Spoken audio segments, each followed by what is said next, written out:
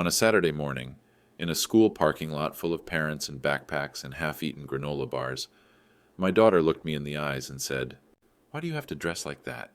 You always embarrass me." And then she turned away. 6 words, and the door shut harder than it needed to.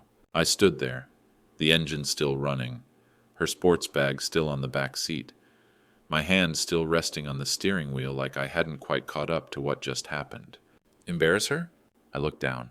Work boots, a faded hoodie, old jeans with a patch on the knee. I had come straight from an early shift, still smelling of motor oil and dust. The coffee in the thermos on the dash had gone cold. I hadn't planned to embarrass her. I'd planned to support her, to get there on time, to watch her from the bleachers like I always did, quietly, respectfully, just being there. She hadn't even said goodbye. And just like that, 30 years of sacrifice folded in on itself and vanished behind the cold click of a slammed car door. She didn't know the hours I traded for that car. She didn't know the overtime shifts I picked up so she could have that new uniform. She didn't know that I skipped meals so she could have what she didn't even need to ask for. She just knew I was embarrassing because I didn't wear the right jacket, because I waved when I dropped her off, because I still acted like she was 5 and everything she did mattered more than anything else in the world. Maybe it still did, but something cracked in me that day. Not broken, not loud, just a quiet shift, a slow ache in the chest, a realization every parent eventually comes to but hopes they never do, that love doesn't stop. But its place in their lives gets edited, cleaned up, softened, cropped out of the frame. The older she got, the more I felt it. The distance, the shame she never said out loud, but wore on her face every time I asked too many questions or showed up looking like I just came off a job site. And maybe I had, because that's what fathers like me do. We work with our hands. We show up tired. We make things happen without anyone seeing how close it was to falling apart. But none of that fit into her world anymore. A world of selfies and social circles and carefully curated images where a father with worn-out boots didn't quite match the filter. I drove away that morning without turning on the radio. The silence felt more honest. I passed the gas station I used to buy her slushies from, the park where she once learned to ride a bike, places that used to light her up when I pulled in. Now they were just background. She had new places, new people, and a version of herself that no longer needed the man who cheered too loudly, laughed too hard, and wore jackets from another decade. But what she didn't know, what she couldn't know, was that the very things she wanted to hide were the same things that built the ground she stood on. And one day, she would see it. Not through me, but through the truth, etched in something far more permanent than embarrassment. Let me pause for just a moment, friends. If you're still here, I want to ask you something. Where are you listening from? Has something like this ever happened to you? That quiet heartbreak only parents understand? Drop a comment below. Your stories matter. And if this story speaks to you, please consider liking the video, subscribing, or sharing it with someone who needs to hear it. That's how you help us grow and keep these stories alive. All right, let's continue. I used to be her hero. The man who could lift her with one arm and a bag of groceries with the other. The man who could fix anything with duct tape and a promise. The man whose arrival made her run, not walk, into my arms, as if the world had just gotten better the second I showed up. But somewhere along the way, my rough edges stopped feeling safe to her. They started feeling embarrassing. She wanted sleek now. Minimalist, clean-shaven, new. Dads in tailored coats with quiet voices and perfect posture. Men who didn't smell like sawdust and motor oil when they came to parent-teacher night. Men who didn't laugh too loud in restaurants or talk to the waitress like an old friend. Men who didn't wear the same beat-up jacket they'd worn since 2003. She never said it out loud, but I saw it. In the way she walked a little faster when we entered the school building together. In the way her voice lowered when she introduced me to someone new. "This is my dad." Like a footnote in a caption. Not the man who'd carried her home when her legs were too tired to walk. I didn't blame her. Not really. This world tells kids what's worth admiring. It doesn't show them grit. It shows them polish. It doesn't celebrate loyalty or sacrifice or quiet love. It celebrates clean images and curated smiles. And I didn't fit that picture. I wasn't the dad she wanted to post about. Not anymore. She didn't tag me in photos. Didn't ask me to come to award nights. Didn't tell me what time the bus left for her away games. Probably afraid I'd show up in boots and clap too hard. But I still drove her there. Still waited outside in the truck with the engine running, just in case she needed something. Because that's what fathers do, even when love becomes inconvenient. Even when you're no longer the man they brag about. Even when they trade your stories for someone else's silence. And the strange thing is, the love never leaves. It just hides, behind short replies, behind eye rolls, behind locked doors and music played a little too loud. But you still feel it. In the way she leaves her water bottle in your truck. In the way she texts, "Made it home." In the way she lets you fix her bike when it's late and no one else is around to watch. Love doesn't die in the teenage years. It just learns to disguise itself. And as a father, you learn to hold it gently, even when it forgets your name in front of others. Because one day, maybe not today, maybe not even tomorrow, she'll remember. And when she does, I'll still be here. Same jacket, same boots, same man. The one who never stopped showing up, even when the world told her I didn't fit the frame. The bleachers always creaked a little too loud when I sat down. Maybe it was the old metal, maybe it was my knees. Maybe it was just the weight I carried that day. The kind you don't see, but feel every second you're trying not to take up space. I always arrived early, parked in the same spot. Third row from the front, near the edge, just close enough to see, far enough to not be seen. That was the arrangement. Unspoken, but clear. She never asked me to stay away, but she never looked for me either. The other fathers sat closer, front row, center. Phones raised, lenses extended, buttoned shirts tucked in tight. They talked about team stats and weekend getaways and how their girls were being scouted already. I sat behind them, alone. A thermos of lukewarm coffee in one hand, the other buried in the pocket of an old coat with a tear at the cuff. I clapped when she played, softly, just enough for me to feel it, but not enough for her to hear. I didn't want to make her uncomfortable, because somehow cheering too loud had become a form of offense. So I learned to sit with quiet hands and proud eyes, to watch her move like lightning down the field, hair tied up, jersey flying behind her like she was born to outrun everything, even me, and I'd smile to myself, because that was mine. That drive, that grit, that spark, I saw it first. I nurtured it before she could even spell it. But no one knew that. Not from the third row back. Not from the man in work boots who didn't match the polished glow of Saturday morning sidelines. I saw the way the coaches talked to the other dads, patting backs, making eye contact. With me, it was always a nod, nothing more. Like they weren't sure what I did or why I was there. Like I was part of the scenery. Reliable, unimportant, and maybe I was. But I never missed a game. Rain, snow, overtime, broken sleep, it didn't matter. She never thanked me. Never waved. Never smiled up into the bleachers. But I showed up anyway. Because that's what fathers do when love turns invisible. They don't leave. They learn to live inside the silence. There was one game. I remember it clearly. She scored. A perfect goal. The crowd exploded. Her teammates rushed in. And for a split second, she looked toward the stands. I straightened in my seat. But her eyes skipped past me. Found someone else, one of the coaches, another girl's dad. And then she turned back to the team. The moment passed. I clapped anyway, quietly. Because that's what you do when your pride doesn't need to be noticed to be real. You cheer, even when the silence breaks your heart. She never asked why I limped in the mornings, never asked why I paused halfway up the stairs and caught my breath like the air had changed. She never noticed how I shifted my weight when I stood too long, or how I rolled my shoulders before I picked up anything heavier than a coat. To her, I was just Dad. Ordinary, predictable, there. The man who packed her lunch when she was small and forgot to cut the crust off. The man who stood in hardware store aisles like it was a museum. Who always smelled faintly of sawdust. Who repeated the same two stories until they lost their punchlines. She didn't see the scars on my back, the ones under the shirt. She didn't know about the mornings I couldn't move my fingers right away. She never noticed the brace I wore under my jeans when winter came fast, and my right knee remembered the ladder fall from 97, and I never told her. Not because it wasn't worth sharing, but because I didn't want her to carry it. That wasn't her job. Let her have her youth, her pride, her freedom to roll her eyes at me in public. She had no idea that every step I took, every early ache, every old injury, was tied to the very life she got to live now. Because my past, it was full of heavy things. Not medals, not glory. Just long shifts in silence. Firehouse alarms in the dead of night. Torn gloves, burned knuckles. Letters I never framed and nights I never slept through. She didn't know that I once pulled a child from a collapsed beam and felt his tiny heart flutter like a bird against my chest. She didn't know about the year I almost lost my hearing in one ear, or the Christmas I missed because I was standing knee-deep in floodwater trying to restart power for a hospital wing. To her, I was the man who couldn't figure out FaceTime, who wore the same jacket too often, who didn't always understand TikTok jokes. But to others, I was the man they stopped in the grocery store, the one they looked in the eye and said quietly, "You saved my brother. You were there that night. You probably don't remember me, but thank you."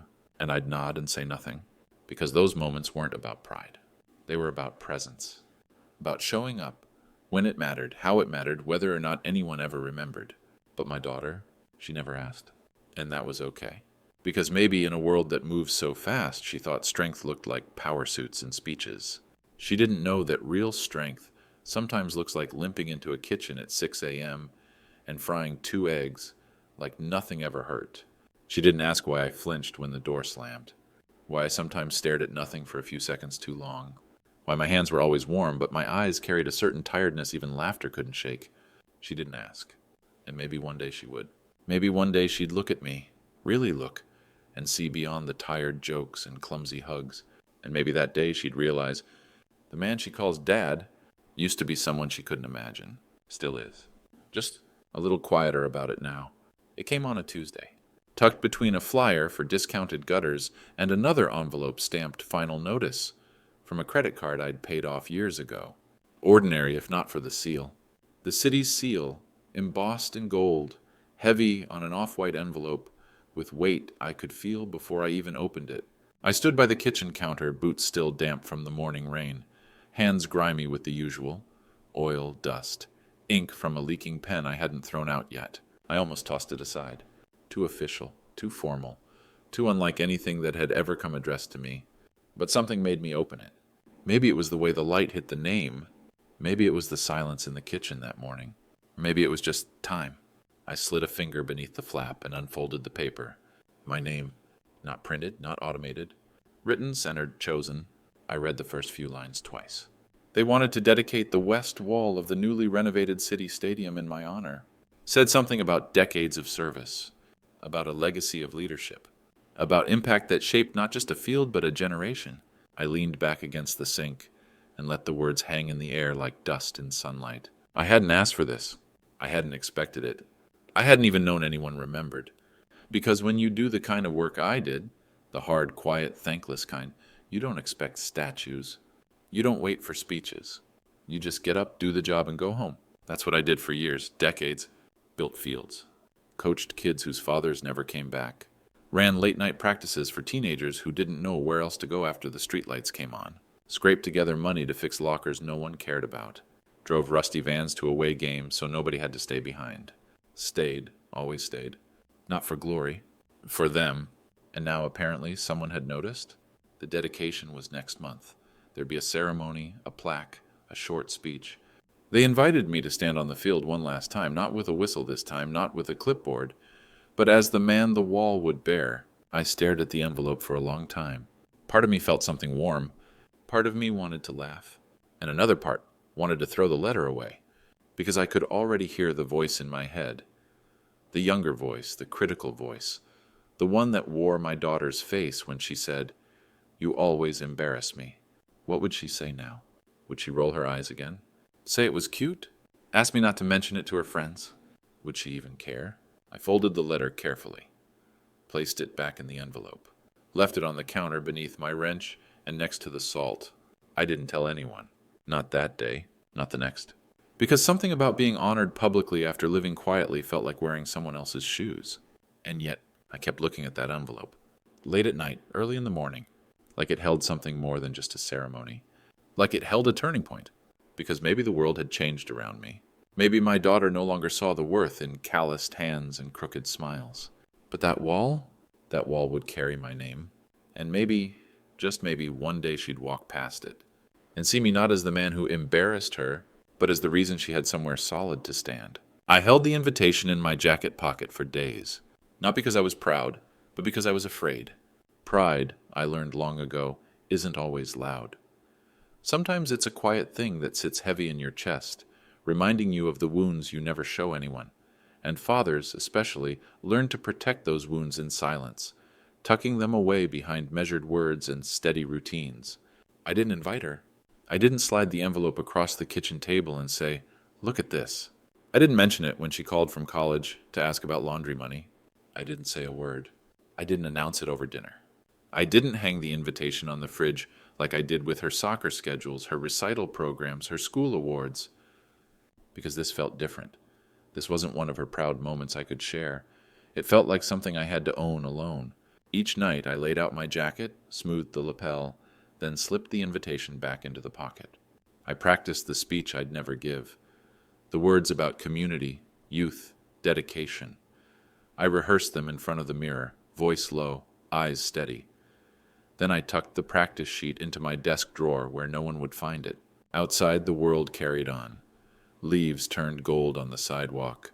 Children chased fall balls at the park.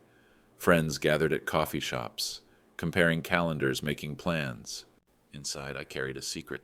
Part of me wanted her there, wanted her to see the hushed applause, to hear the brief cheer when they unveiled the plaque bearing my name, to feel the surge of belonging when her own name was called out with mine. Another part of me didn't, because every time I imagined her there, I saw her rolling her eyes at the speech, whispering to her friends, "That's my dad," like it was a joke. I pictured her shifting uncomfortably as people patted my back, as reporters asked for my story. I saw the disappointment in her eyes, the same disappointment I saw in the parking lot that morning. So I kept silent. And in that silence, I guarded something precious, the fragile flicker of my own hope, because I knew this ceremony wasn't about glory. It was about recognition, about the quiet work no one sees, about the nights I spent alone patching nets under stadium lights, about the mornings I drove across town just to open the gates before sunrise, about the countless boys and girls I coached who needed more than trophies. They needed a steady hand, a listening ear, a witness to their small triumphs. I didn't tell her, because I wasn't sure who would hurt more, her or me, if she didn't show. I waited for her to ask, but she never did, and so I went alone to the quiet ceremony in crisp air, surrounded by smiling strangers and familiar faces I'd coached years ago. I stood before the wall, watched as they yanked the cover away, revealing my name carved in stone. I felt their eyes on me, curiosity, admiration, perhaps even gratitude, but not hers. She wasn't there, and in that absence, the silence spoke its own truth. I returned home to an empty dinner plate.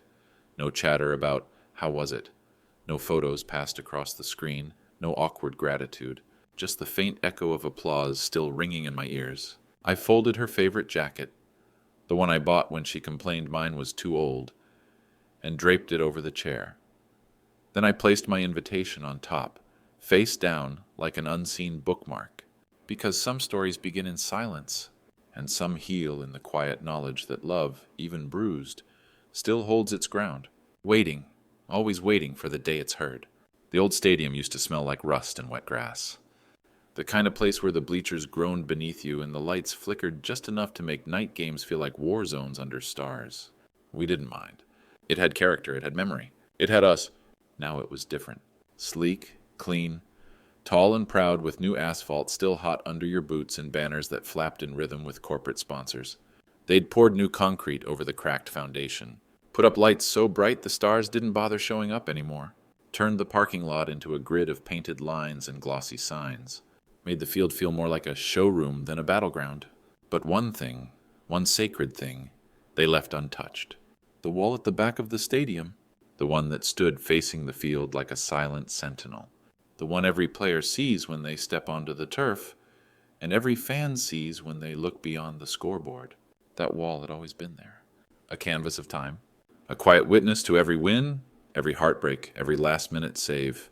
And now it was waiting, empty, on purpose, not because they forgot, but because they remembered. They remembered the man who once ran drills in the rain without complaint, who stayed after practice with the kid no one picked first, who scraped mud off cleats, not because it was his job, but because no one else did. They remembered the games where I didn't just coach, I led, with my voice, with my heart, with hands that had built half the lockers in that place and a spine that never bent, even when the budget did. That wall was waiting for a name, and for once the world had decided that mine mattered. Funny, isn't it? You spend your whole life doing the kind of work that disappears behind others' success. You build, you guide, you show up, and you start to believe that maybe legacy isn't your word to claim. But then something like this happens. Something that says, we saw you, we remember. Not with applause, not with headlines, but with something better, permanence. And still, as I stood there weeks before the ceremony, staring at that blank wall, I didn't feel proud. I felt quiet. Like I was standing beside something sacred, not because it honored me, but because it carried everything I ever gave. The hours no one counted. The weekends lost to away games, the stitched jerseys, the chalked lines, the speeches that turned boys into men, not through poetry, but through belief. That wall would speak long after I was gone. And maybe, just maybe, one day she'd walk past it, not knowing, not expecting, and she'd stop. Not because of the size, not because of the lights, but because the name was familiar, and suddenly so was the story. It wasn't planned. If it had been, I might have pulled out, might have called the organizers and asked them to postpone or move it or just forget it. But fate doesn't wait for approval. Her school scheduled a field trip to tour the new stadium, a local civics program, they said, to teach the kids about city infrastructure, legacy, leadership. They'd walk through the updated wings, learn about the renovation, meet a few board members, then they'd stop at the dedication wall, snap a few photos, and leave before noon. I didn't even know she was going. Didn't even think to ask. She almost didn't. Said it sounded boring. Said she had homework. Said she already knew what a stadium looked like. But attendance was mandatory, so she boarded the bus with the rest of her class. Earbuds in, hood up, expectations low. When the bus pulled up, the kids unloaded like it was any other day, laughing, scrolling, sharing snacks and sarcasm. She barely looked up. They were met by a young intern in a pressed polo, holding a clipboard and offering a practice smile. The tour started near the new locker rooms. Everything smelled of fresh paint and corporate polish. Screens on the walls played footage of the team, championship highlights, drone shots of sunset games, and slow-motion cheers. She wasn't impressed. It was a school day in disguise. She took a few photos for the class group chat, but mostly she just waited for it to be over. Then they walked toward the field. She'd been there before, but it looked different now. Not because of the turf or the scoreboard, because of the wall. It stood taller than she remembered. Clean lines, sharp corners. A new spotlight had been installed above it, quiet, steady, glowing even in daylight.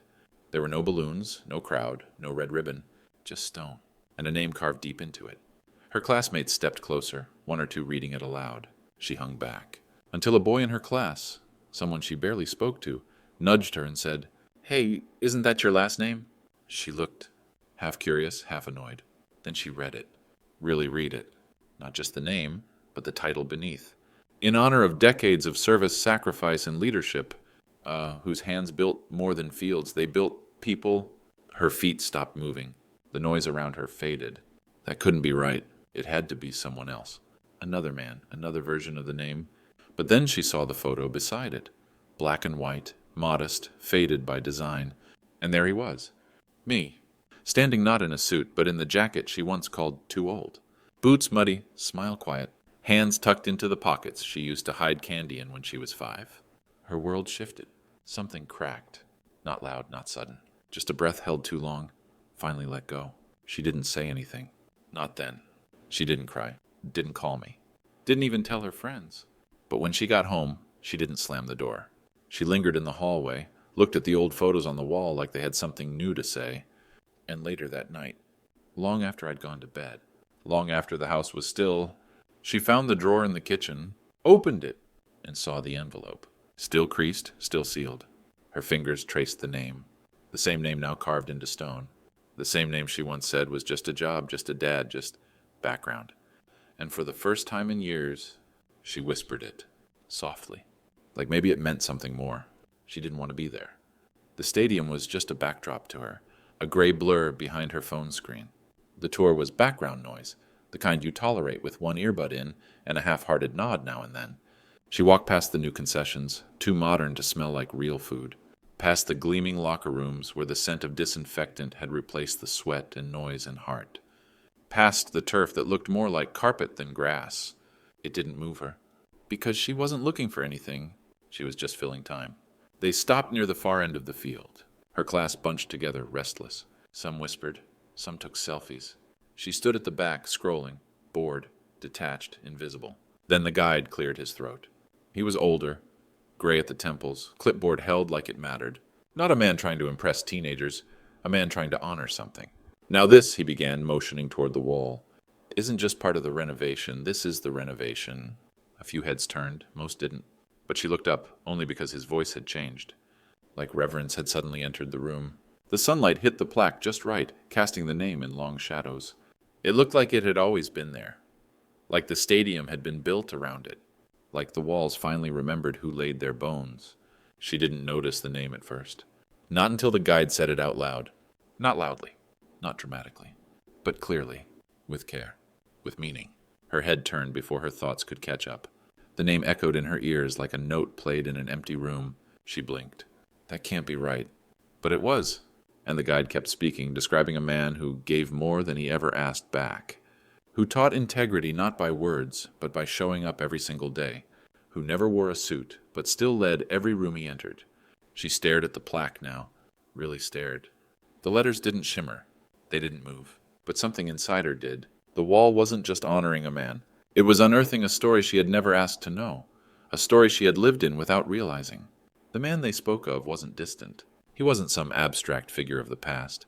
He was the man who packed her lunch with calloused hands, the one who waited in the parking lot long after practice ended, the one who stood in rain, in cold, in silence, just to be near her life. Her hand tightened around her phone, but for the first time that day she didn't look at it, because this wasn't about posts, wasn't about trends, wasn't about some old guy being honored. This was about him. And for the first time, she wasn't embarrassed. She wasn't rolling her eyes.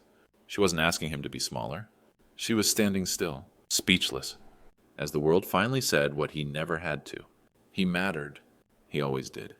Even when she forgot how to see it. It wasn't the size of the letters. It wasn't the shine of the plaque or the precision of the engraving. It was the weight of it. How a name carved into stone could suddenly make the air feel heavier. She stood there, not in the front, not in the back, frozen between denial and understanding. Her friends had already started to whisper, not cruelly, not mockingly, just the kind of whispers that come when something real pierces through the usual noise of a school day. Wait, that's her last name, right? Is that her dad? No way, I think it is. She didn't answer. She couldn't, because in that moment her heart wasn't racing. It was remembering. All the small, quiet details she had filed away. The way he never sat too close at her games. The way he smiled like he didn't want to take up space. The way he limped in the mornings, brushed off gratitude, laughed in that small, proud way that always seemed to end before it began. The guide stepped forward again, clipboard pressed against his chest like it was something sacred. This wall, he said softly, isn't just for decoration. It's a compass. For every young player who wonders what matters, for every coach who forgets why they started, for every parent who doubts if showing up is enough. He gestured to the name now, her father's name. Not tucked away, not at the bottom. Bold, centered, permanent. Then he told the story, how the man had once coached with broken ribs because there was no one else to take the kids to the championship. How he'd driven 4 hours through a snowstorm to make sure no one missed a game. How he donated half his retirement savings to save the field when funding was cut.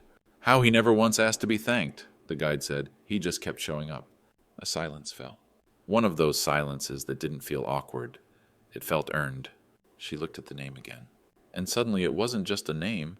It was a mirror. A ledger. A ledger of all the invisible things love does when it isn't trying to be seen. She remembered the day she told him he embarrassed her. How he'd nodded, said nothing. Closed the car door behind her gently, like even rejection didn't deserve anger. She remembered the sound of his boots at the door. Always the same rhythm, always the same time. She remembered his hands, rough, warm, dependable, lifting her from scraped knees and tired nights. She remembered, and now so did the world. There it was, carved in bold, in honor of a man who led with heart, taught by example, and never needed the spotlight to shine. His full name. She swallowed hard. Her throat ached.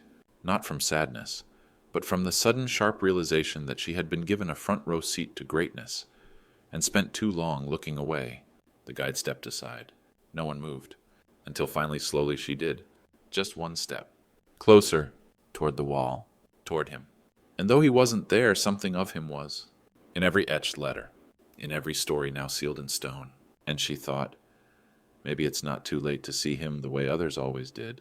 Maybe it's not too late to be proud. She stood before the wall like a curious traveler who suddenly realizes the map has been under her feet all along. No laughter bubbled up, no breath caught in her throat, only a profound silence that stretched across the space between her and the engraved letters. It was as if time itself had paused, the hum of distant traffic and the chatter of her classmates fading into a gentle hush that belonged only to her. Every heartbeat echoed in her ears, marking the moments she had missed, the moments she had taken for granted, the moments that now glowed in cold stone. Slowly, reverently, she stepped forward. Each footfall felt measured, as though she were crossing the threshold into a world she had never truly known. The ground beneath her sneakers felt softer here, as if the earth itself recognized the weight of what this wall represented. She reached out, the fingertips of her free hand trembling ever so slightly, and brushed against the smooth metal of the plaque. The coolness of the engraving contrasted sharply with the warmth rising in her chest, a physical reminder of all the time she had slipped away without a second glance. Her eyes traced the contours of each letter, lingering on the curves of her father's name, savoring the permanence of it. For years, she had seen him in motion, hands busy, words scarce, presence quiet. But she had never truly looked at him. And now, looking felt like an act of awe, a discovery of dimensions she had never imagined. The plaque held stories. Nights spent in rain-soaked bleachers, early mornings setting up cones, the secret ache of his back that she never understood. All of that lived here in the cold glow of metal against stone. Her lips parted, but no sound came out. There was nothing left to say. The engraving had spoken for her father in a voice stronger than any she could have mustered. And in that wordless moment, she let whatever pride and regret she carried slip away, folding into the stillness. The wall stood witness, not to her embarrassment, but to his devotion, and she realized, with a quiet reverence, that this was the voice she had been searching for all along, the one that said, "I was here, I mattered, I always will." The hush behind her wasn't cruel. It wasn't the sharp-edged mockery of school hallways or the cold, shallow laughs of a group chat gone sour. It was something gentler, wonder, maybe even respect. Her classmates had started to notice. The way she moved toward the plaque, not with the detachment they were used to, but like something sacred was being acknowledged in real time. And though none of them fully understood the moment, they felt it. Like the shift in the air right before a storm clears. Someone whispered. Another elbowed their friend. Then a voice, not loud, just curious, broke the stillness. "That's your dad?" She didn't turn immediately. Didn't rush to explain. Didn't shrink or smirk or wave it off. She simply nodded. Once, not a nod of embarrassment, not the kind you give to escape a conversation. This was something else entirely. It was a yes that had taken years to bloom. A yes pulled from the root of every ride he gave her when she didn't say thank you. A yes forged from all the times she wished he'd be someone else, someone smoother, younger, quieter. But now, standing in front of that name, carved in steel and story, she finally wanted to be connected to it. There were no more eye rolls, no more flippant jokes, no crossing of arms, no turning away, just her, still, present. A daughter no longer ashamed of the foundation that held her life together, but standing firmly on it. And the others saw it too. Saw her not as the girl with the old awkward dad who always waited in the parking lot, but as the daughter of the man whose name had earned the wall. Someone took a photo. She didn't flinch, didn't hide her face. Instead, she placed her hand just beneath the plaque, not dramatically, not for attention, but as if grounding herself in a truth newly discovered. It wasn't just pride. It was peace. The quiet kind. The kind that doesn't need applause. The kind that finally arrives after the storm of adolescence, the noise of identity, the ache of misunderstanding. Her teacher stepped forward, offered a soft smile. No lecture, no explanation, just understanding. And the moment passed, but something stayed. Because from that point on, when they walked the halls, when they talked about the field trip, when someone brought up the stadium wall, no one had to ask her again. They already knew, and she didn't hide it. Not anymore. The house was quiet. The kind of quiet only a long day can leave behind. Dinner was done, the plates rinsed, the porch light was on, and I sat alone at the kitchen table where I had sat for years, waiting. not waiting for words exactly, just for the weight between us to shift. For the distance she never named to soften. My phone buzzed. Once. I didn't think much of it. Probably a notification I'd ignore, or a weather alert for rain that was already falling. But then I saw her name. I hesitated. It had been a while since she'd texted first, and when she did, it was usually a question, a request, a short reply. But this was something else. Just a picture. No caption at first. I tapped it open, and there it was. The wall. The plaque. My name gleaming quietly under the stadium lights. Caught in the lens, not of a stranger, not a tourist, but her. She had taken the photo. Framed it with intention. No filters, no stickers. Just truth. And below it, a single line of text. 5 words. I didn't know, I'm sorry. I stared at it longer than I'd ever stared at a message before, and I felt it. The years unraveling. Not erased, but seen. The slammed doors. The birthday dinners where she barely looked up. The silent car rides. The quiet moments I gave her space, hoping one day she'd remember who carved it. She had remembered. Not because I begged, not because I preached, but because the truth, once it's carved in stone, speaks louder than any defense. My eyes blurred a little, not because of pain, but because those 5 words, they held 1,000 unsaid things. I judged too quickly. I saw only the surface. I thought you were just ordinary. I was wrong. You mattered. And in the middle of the quiet house, surrounded by dishes and worn-out shoes and memories that clung to the walls, I finally felt it. Not vindication, not pride, but release. Because forgiveness, even whispered through a screen, can undo years of silence in a single breath. I didn't reply right away. Not because I didn't want to, but because I didn't want to rush it. I needed to sit with that moment. Let it settle in my chest like the first real warmth after a long winter. I read her message again, and again. Each time it felt new. I didn't know, I'm sorry. She had finally seen the man I never stopped being. Not the version she tried to avoid. Not the outdated image she tried to outgrow, but the foundation beneath it all. And now, she was standing on it, looking down, and finally, looking back. The next day, the sun rose like it always did, soft, unbothered, unaware of the small cracks forming in old walls. I didn't expect anything to change. I had learned over the years to love without asking, to show up without invitation, to give space even when that space hurt. So when my phone rang at 3:12 p.m., I thought it was a mistake. Her name lit up the screen. Not a text, not a missed call, but a voice. She cleared her throat. Hey, she said, can you pick me up today? That was it. No explanation. No tone of obligation. Just a question that felt like something more. I told her I was already halfway there. I wasn't, of course, but I would have driven from the next county if she'd asked. I pulled up to the school just before dismissal. The same lot where I used to wait with a lunchbox on the passenger seat and a quiet smile she didn't always return. Where I sat through the years of her growing up, pulling away, disappearing into playlists and sighs. And there she was, standing by the gate, hands buried in her pockets, kicking at a rock near her shoe. She wasn't on her phone. She wasn't pretending not to see me. She was just waiting, really waiting. She got in slowly, like the truck meant something different now. She didn't slam the door. She didn't turn away. She just sat. Seatbelt clicked. Hands in her lap. And for a few seconds, nothing. Then she turned to me. Her voice low, unsure. You can come to the next game if you want. She didn't look at me when she said it. Didn't need to. Because in those few words was everything she couldn't yet say. I was wrong. I see you now. I want you there. I didn't say much back. Just nodded. Not because I didn't have words, but because some moments ask for reverence, not response. Some repairs don't need tools or explanations. They need presence. And there we were. 2 people who had once sat in this truck 1,000 times, but never quite like this. The road ahead looked the same. Cracked pavement, familiar turns, but it felt new. Like maybe something was healing, even if we didn't name it. She reached for the dial and turned on the radio. Not loud, just enough. A song we both knew played. She hummed. And for the first time in a long time, I didn't feel like a driver or a stranger or an obligation. I felt like a dad again. The kind who belonged in her life, not just in her past. And maybe that was enough. For now. For this ride. For this new beginning. Because some things, the truest things, return not with noise, but with a whisper and a ride home. The bleachers didn't feel so cold that day. Maybe it was the sun. Maybe it was the people.